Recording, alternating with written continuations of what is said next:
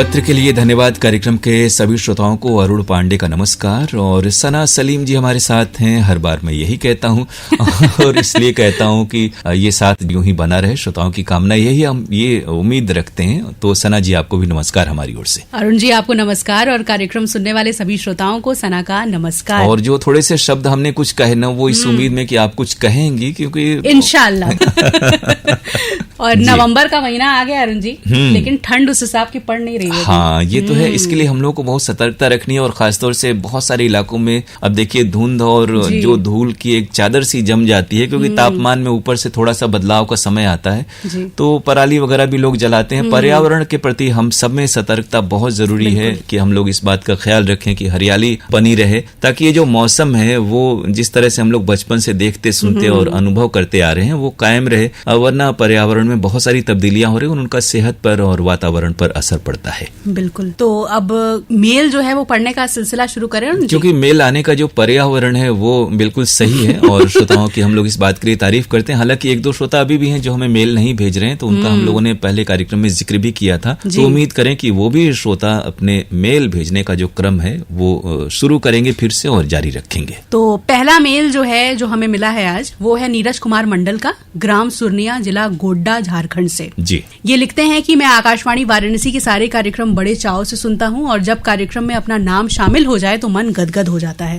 और थोड़ा सा मन दूसरों का भी नाम जब शामिल हो गदगद होना चाहिए। वैसे आप जैसे जो श्रोता हैं जो निरंतर मेल भेजते हैं या कार्यक्रमों में शिरकत करते हैं, तो उनके नाम तो जरूर ही हम लोग शामिल करते हैं और हो जाते हैं। जी, आगे ये लिखते हैं कि 10 सितंबर को व्हाट्सएप आधारित कार्यक्रम फरमाइशी गीत एक्सप्रेस में व्हाट्सएप में तकनीकी खराबी के कारण अरुण जी के द्वारा ईमेल पर फरमाइश ली गई और हमने तुरंत मेल पर अपनी फरमाइश भेजी और अरुण जी ने तुरंत उसे शामिल भी कर दिया। मुझे बहुत पसंद आया। देखिए, विलियम शेक्सपियर ने कहा था कि नाम में क्या रखा है लेकिन थोड़ा सा समय बदल गया है और आज के समय में नाम में बहुत कुछ रखा है। हम सभी थोड़ा सा अगर अपने काम पर ध्यान दें, जैसा आपने काम पे ध्यान दिया, तो नाम जरूर हो जाता है। ये इस बात की सीख मिलती है। लेकिन उस दिन ऐसा हुआ कि व्हाट्सएप हमारे यहाँ नहीं खुला किन्हीं कारणों से, और श्रोताओं ने तुरंत ईमेल हमें भेजे। ये जानकर हमें भी बहुत अच्छा लगा, क्योंकि हमारे श्रोता बहुत एक्टिव रहते हैं और वो सुनते हैं। ये हम लोगों के लिए भी बड़ी बात है कि हम लोग ये समझे कि एट ए टाइम हमें हजारों श्रोता, वो भी देश के कोने कोने से और विदेशों में भी हमारे कार्यक्रमों को सुनते हैं। तो एक बड़ी जिम्मेदारी है, हम लोग की भी कोशिश होनी ही चाहिए कि हम अच्छे कार्यक्रम आप तक लेकर आए। जी, आगे ये लिखते हैं कि हम इस बात को जानने के लिए बहुत उत्सुक हैं कि पत्र के लिए धन्यवाद कार्यक्रम की रिकॉर्डिंग कब होती है। 2-3 हफ्ते से ये मामला उजागर हो ही जाता है। पिछले बार हम लोगों ने इसका जवाब दे दिया था। जी, तो हम यही कहते हैं कि जैसे वो कहते हैं कि आम खाइए और गुठलियों को गिरने पे क्यों जा रहे हैं, तो थोड़ा सा होता है कि कार्यक्रम सुविधा अनुसार रिकॉर्डिंग होती है। कई बार जैसे क्रिकेट मैच वगैरह होते हैं तो कार्यक्रम आगे पीछे हो जाता है, फिर कभी मेल अधिक रहते हैं, कभी मेल कम रहते हैं, और कभी हम दोनों जो दो पेश करने वाले हैं वो एक साथ नहीं रहते, तो कार्यक्रम यथा समय रिकॉर्डिंग होती है। लेकिन एग्जैक्ट कोई खास ऐसा मुहूर्त या ऐसा समय तय नहीं है कि इसी दिन इतने बजे रिकॉर्डिंग होगी ही होगी। तो नीरज जी, आपके सवाल का जो जवाब है वो अरुण जी ने दे दिया है। बाकी श्रोताओं को भी मिल गया होगा और उम्मीद करते हैं कि ये जो टॉपिक है इसका कुछ बहुत सार्थकता इसकी नहीं है, तो ये टॉपिक क्लोज हो जाना चाहिए। जी, इस मेल के लिए आपका बहुत बहुत शुक्रिया। अगला मेल है अमित कुमार रंजन का, धनबाद से। बिल्कुल हमारे नए श्रोता हैं लग रहा है, तो इनका भी हम प्रोग्राम में स्वागत करते हैं। जी, ये कंप्यूटर टीचर हैं, ये जैसा ये जो दिख रहा है। अच्छा, इन्होंने अपने मेल की शुरुआत जो है वो इससे की है कि for healthy wealthy and peaceful life you can practice yoga. बिल्कुल, तो सही बात है, करें योग, रहें निरोग। और योग तो जोड़ने का काम है। हम स्वस्थ रहेंगे तो समाज से भी जुड़े रहेंगे, खुशहाली से रहेंगे। तो अच्छा संदेश आपने लिखा है। और मेल में आप क्या लिखते हैं? ये लिखते हैं कि ये पत्र मैं देवघर झारखंड से लिख रहा हूँ। मैं जब 12 वर्ष का था तब से रेडियो का श्रोता रहा हूँ। यानी ये रहने वाले देवघर के हैं और झारखंड में धनबाद में नौकरी कर रहे हैं। जी, मैं 1997 से रेडियो से जुड़ा हूँ। विविध भारती के साथ साथ आकाशवाणी वाराणसी के सारे कार्यक्रम बहुत ही मनोरंजक और प्रेरणादायी होते हैं। खासकर हेलो फोन इन फरमाइश, जो अरुण जी के साथ बातचीत बहुत ही शानदार होती है। मेरा मानना है कि रेडियो आज के भागदौड़ के युग में एक औषधि है। तनाव को कम करने के लिए। बहुत सही बात आपने कही। जीवन में मनोरंजन, सूचना की भी अपनी अहमियत है और आकाशवाणी विविध भारती जिसका जिक्र आपने किया, हम लोगों की वर्षों से, कई दशक से ये कोशिश है कि श्रोताओं के लिए जीवन में जो अहमियत है सूचना, शिक्षा और मनोरंजन की, अमित जी, वो हम अपने कार्यक्रमों के जरिए पूरी कर सकें। और आप यथा समय निकालकर वक्त कार्यक्रमों से जुड़े रहें, सुनते रहें और कार्यक्रमों से निसंदेह आपको लाभ होगा। अगला मेल जब आप हमें भेजिएगा तो बाकी कार्यक्रमों का भी जिक्र कीजिएगा, ऐसी हम उम्मीद करते हैं। इस ईमेल के लिए आपको शुक्रिया। अगला मेल है बीरेंद्र सिंह आजाद का, ग्राम पीपलवा, नौबतपुर, पटना, बिहार से। जी, इन्होंने लिखा है कि मंजिल ना मिले तो मुकद्दर की बात है, हम कोशिश ही ना करें ये तो गलत बात है। हाँ, यानी किस बारे में कह रहे हैं? अच्छा, ये हेलो फरमाइश या व्हाट्सएप कार्यक्रमों के बारे में कह रहे होंगे कि बहुत सारे श्रोता ये कहते हैं कि उनका नाम शामिल नहीं होता, कॉल शामिल नहीं होती। निरंतरता तो थोड़ी जरूरी है और कोशिश तो जरूर करनी होगी। अरुण जी, इन्होंने मेल तो लिखा है हमें, पर मुझे लगता है कि इन्होंने स्पेस कुछ ज्यादा लिखते समय ले ली है, सारे वर्ड्स अलग अलग हो गए।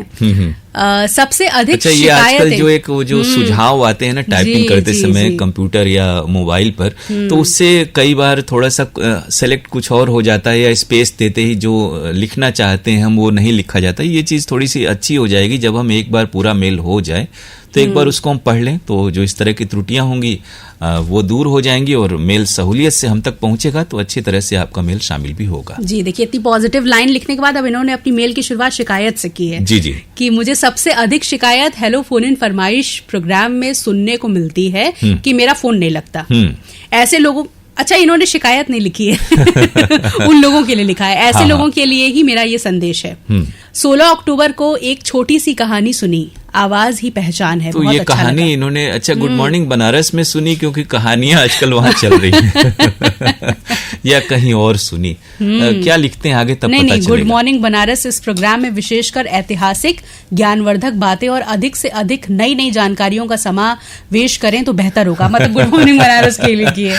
अच्छा, समावेश सही में अलग अलग है और जान और कार्यों अलग है, तो थोड़ा सा स्पेसिंग का ख्याल रखेंगे तो सना जी को ये मदद हो जाएगी कि उन्हें आपके मेल को पढ़ने में अच्छा लगेगा। लेकिन बात आपने बिल्कुल दुरुस्त लिखी है कि ये जो छोटी छोटी कहानियां होती हैं उनसे हम जीवन में बहुत बड़ी सीख ले सकते हैं। जी, मेरा एक और सुझाव है कि फरमाइशी गीत पेश करने के दौरान बीच बीच में उद्घोषक के द्वारा कोई भी अच्छा सा अनमोल विचार व्यक्त करें तो शायद बेहतर होगा। ये अनमोल विचार, शेर व शायरी या कविता के अंश हम लोग शुरुआत में जरूर ऐसा करते थे, लेकिन इन दोनों नाम ही आपके इतने आते हैं और इतने हमारे पास, जैसे ईमेल का ही हम जिक्र करें तो करीब 35,000 ईमेल आपके हम तक पड़े हुए हैं।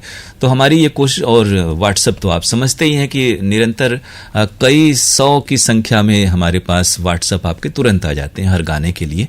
तो महत्वपूर्ण यह है कि आपके नाम उस कार्यक्रम में शामिल हों और अच्छी बातें और अच्छे शेर सुनाने के लिए तो हमारे पास कहकशा है और सुबह का गुड मॉर्निंग बनारस है, वहाँ कहानियां भी इन दिनों हो रही हैं।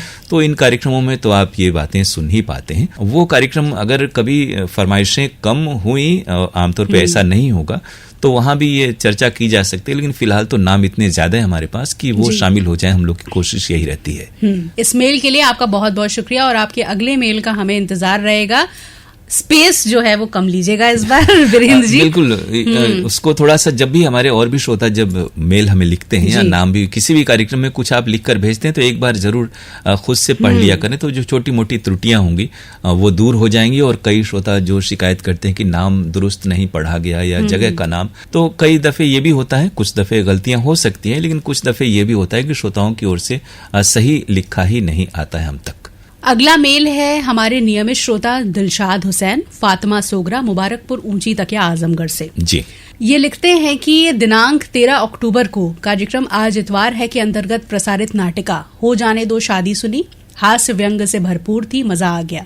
पुष्पा जी की आवाज सुनकर पुरानी यादें ताजा हो गई। इतनी अच्छी प्रस्तुति के लिए केंद्र को बधाई। बिल्कुल, जो वो बात कही गई कि आवाज ही पहचान है, वो याद रह जाती है अगर अच्छी आवाज हो और आपके दिल की गहराइयों को छूने में सक्षम हो। और पुष्पा जी की आवाज इस तरह के कुछ एक झलकियों नाटिकाओं में है और अन्य प्रस्तुतियों में भी है, और यथा समय जब भी हमारे श्रोता सुनते हैं तो उनकी यादें ताजा हो आती हैं।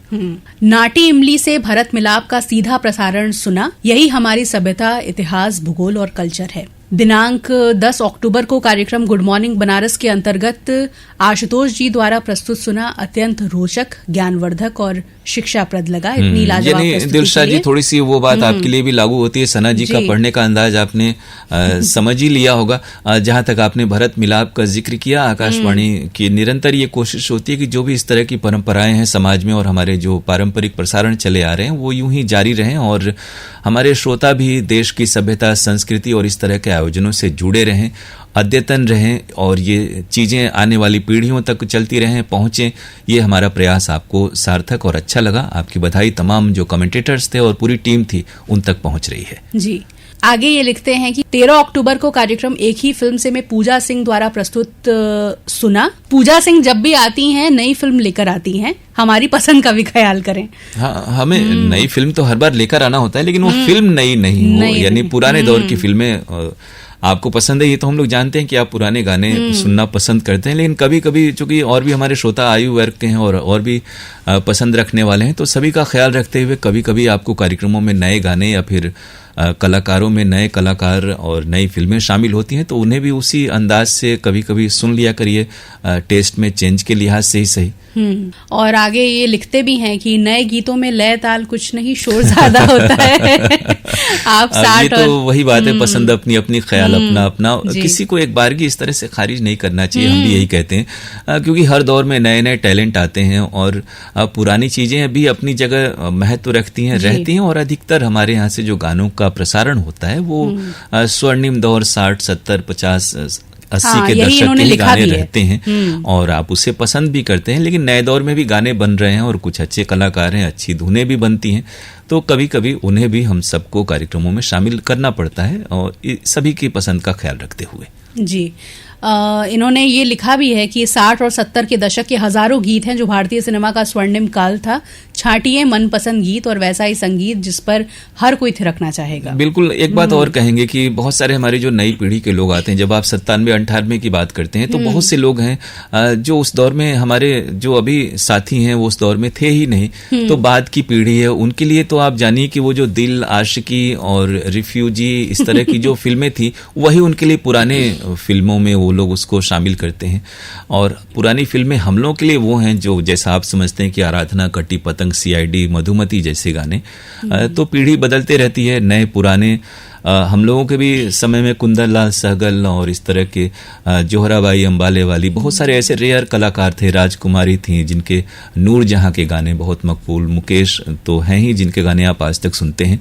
तो ऐसे गाने थोड़ी सी फरमाइश या जो उसकी जो पसंदगी है वो समय के साथ बदलते रहती है और हर पीढ़ी को एक दूसरे के साथ तालमेल बनाए रखना चाहिए, यानी सभी को जगह देनी चाहिए कि कुछ नए गाने भी हों और पुराने गाने भी हों। जी, आगे ये लिखते हैं कि दिनांक 15 अक्टूबर को आपके केंद्र से प्रसारित कार्यक्रम अंगनैया के अंतर्गत प्रसारित भेंट वार्ता अजय कुमार सिंह से दिलीप यादव की बातचीत, संस्थापक हुनर है बनारस, सुनी।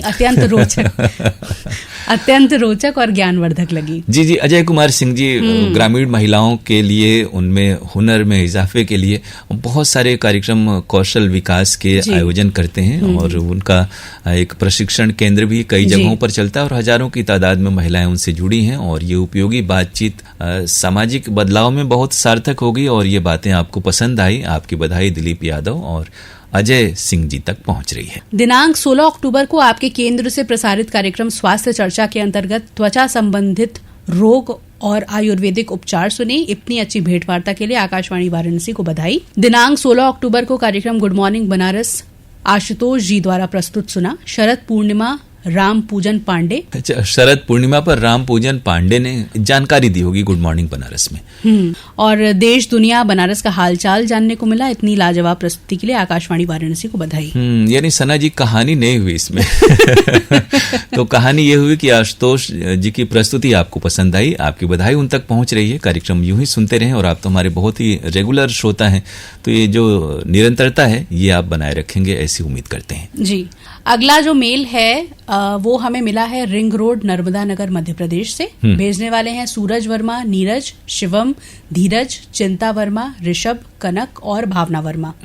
ये लिखते हैं कि हमें आकाशवाणी वाराणसी के सभी कार्यक्रम बहुत अच्छे लगते हैं। दिनांक 13 अक्टूबर दिन रविवार का कार्यक्रम लोकरंग बहुत अच्छा लगा। कार्यक्रम की सफल प्रस्तुति के लिए कार्यक्रम प्रस्तुतकर्ता अरुण पांडे को बहुत बहुत बधाई। तो बहुत शुक्रिया हम आपको कह रहे हैं, लेकिन आप हमारे शायद नियमित श्रोता हाल में बने हैं और ये आपका पहला दूसरा ही मेल होगा, हमें जहां तक ख्याल आ रहा है। तो इस मेल का स्वागत इस्तकबाल है और हम आपका बहुत छोटा सा मेल किया इस छोटे से मेल के लिए आपको शुक्रिया कह रहे हैं। लेकिन बाकी कार्यक्रम भी सुनिए और जरूर से अपनी प्रतिक्रियाएं तफसील से हम तक पहुंचाइए। जी, अगला मेल है रमेश कुमार विश्वकर्मा का, ग्राम मेहंदीगंज, मड़ई पोस्ट, राजा तालाब, वाराणसी से। आपके केंद्र से प्रसारित कार्यक्रम मन को छू लेने वाले होते हैं, जिसके लिए मैं अपने पूरे परिवार की ओर से आकाशवाणी वाराणसी को धन्यवाद प्रेषित करता हूं। मैं ये कहूं कि मैं कुछ ज्यादा हो गया इसलिए थोड़ा सा अटकाव हो रहा है। आप भी और बाकी हमारे श्रोता भी थोड़ा सा अपने लिखे को एक बार पढ़ लेंगे तो ये जो हम लोग पढ़ने में वक्त लग रहा है वो थोड़ा कम हो जाएगा और अधिक से अधिक श्रोताओं के मेल शामिल हो पाएंगे। जी, आगे इन्होंने लिखा है कि दिनांक 27 सितंबर दिन शुक्रवार को दोपहर 2:30 पर एक ही फिल्म से कार्यक्रम में फिल्म नदिया के पार के गीत बजाए गए जो बहुत ही मधुर लगे। साथ ही पूजा सिंह द्वारा फिल्म से जुड़ी जानकारी भी दी गई जो पसंद आई। बस एक संयोग हो गया कि 2 दिन पहले ही बिल्कुल वही जानकारी मैंने फेसबुक की एक पोस्ट में पढ़ी थी। तो ये शिकायत है या तारीफ है, लेकिन ये जो शिकायत है वो हम लोग पूजा जी तक जरूर पहुंचा देंगे। लेकिन ऐसा संयोग हो जाता है। अच्छा, एक बात और है कि हम लोग भी जो प्रोग्राम पेश करते हैं वो भी कहीं ना कहीं से तो हम लोग पढ़कर ही आप तक वो बातें पहुंचाते हैं। इससे महत्वपूर्ण बात यह है कि बहुत ही प्रसिद्ध फिल्म थी और हमारा जो ग्रामीण इलाका है वहाँ का जो परिवेश है वहाँ से जुड़ी हुई बहुत ही मशहूर कहानी ये थी और जिस पर फिल्म बनी और वो आज तक चर्चित है। ये बड़ी बात है। ऐसी यादगार फिल्मों का जिक्र जब इस कार्यक्रम में होता है तो निसंदेह वो आपको दिल की गहराई तक वो प्रस्तुतियां छू जाती हैं। पूजा जी तक आपकी बधाई पहुंच रही है। जी, और आगे ये लिखते हैं कि दिनांक 29 सितंबर दिन रविवार को आरोग्यम कार्यक्रम में कान की बीमारी पर डॉक्टर साहब से की गई बातचीत सुनी जो काफी उपयोगी और ज्ञानवर्धक लगी। पूरी यूनिट को धन्यवाद। तो डॉक्टर साहब और आकांक्षा जी तक आपकी बधाई आरोग्यम कार्यक्रम के लिए पहुंच रही है। कार्यक्रम आपके लिए उपयोगी सिद्ध हुआ, ये जानकर उन्हें भी अच्छा लगेगा और भी बेहतर कार्यक्रम आप तक पहुंचेंगे, ऐसी हम भी उम्मीद करते हैं। इस मेल के लिए हम आपको शुक्रिया कह रहे हैं। जी, और कार्यक्रम का आखिरी मेल जो है वो हम शामिल कर रहे हैं हमारे नियमित श्रोता जमानिया जिला गाजीपुर से सुरेश जायसवाल, उर्मिला, दीपक और स्वाति जायसवाल का। ये है कि बड़ा वक्त देते हैं सुरेश जी, कार्यक्रम हमारे निरंतर सुनते हैं ये और वर्षों से सुनते हैं, ये बड़ी बात है। और बड़ा अच्छा लग रहा है अरुण जी कि इस बार 20 सब्जेक्ट इन्होंने बधाई लिखा है। हाँ, अब लगता है शिकायतों का सिलसिला थम गया है। ये खुशी की बात है और ये जारी रहे, हम तो ऐसी उम्मीद करेंगे। ये कार्यक्रमों के बारे में लिखते हैं कि 1 अक्टूबर को ललिता शर्मा द्वारा प्रस्तुत सुहाने तराने सुना जो हम लोगों को पसंद आया। 2 अक्टूबर को कमलेश वर्मा द्वारा प्रस्तुत कुछ बातें कुछ गीत सुना जो बहुत ही महत्वपूर्ण जानकारी से लबरेज था। 8 अक्टूबर को उन्हीं के द्वारा प्रस्तुत सुहाने तराने सुना जो दिल को छू गया। फिल्म अभिमान के उस गीत के बारे में उन्होंने बताया जिसे किशोर कुमार तेरी बिंदिया, लेकिन कुछ कारणवश जब उन्होंने इस गीत को नहीं गाया तो उस गीत को मोहम्मद रफी साहब जी ने गाया था और उनकी मधुर आवाज ने उस गीत को कालजयी बना दिया। और आखिर में इन्होंने लिखा है कि 8 अक्टूबर को अरुण जी द्वारा प्रस्तुत फरमाइशी गीत एक्सप्रेस सुना जो हम लोगों को बहुत पसंद आया। उनकी प्रस्तुति के बारे में जितनी भी तारीफ की जाए वो कम है। बिल्कुल। तो खासतौर से तारीफ आपकी की जानी चाहिए कि आप तमाम कार्यक्रमों को सुनते हैं और अपनी प्रतिक्रिया हर हफ्ते हम तक पहुंचाते हैं और कार्यक्रमों में भाग भी लेते हैं। बहुत सारे कार्यक्रमों का आपने जिक्र किया, हमारे बहुत सारे इन तमाम साथियों को अच्छा लगेगा कि आपको उनके कार्यक्रम पसंद है और भी अच्छे कार्यक्रम हम आप तक लेकर आएंगे, ये हम आपको भरोसा दिलाते हैं। इस मेल के लिए आपको शुक्रिया सुरेश जी। और अरुण जी, अब हमारे पास समय बिल्कुल भी नहीं बचा है। जितने भी श्रोताओं के मेल नहीं शामिल हो पाए वो मन छोटा न करें।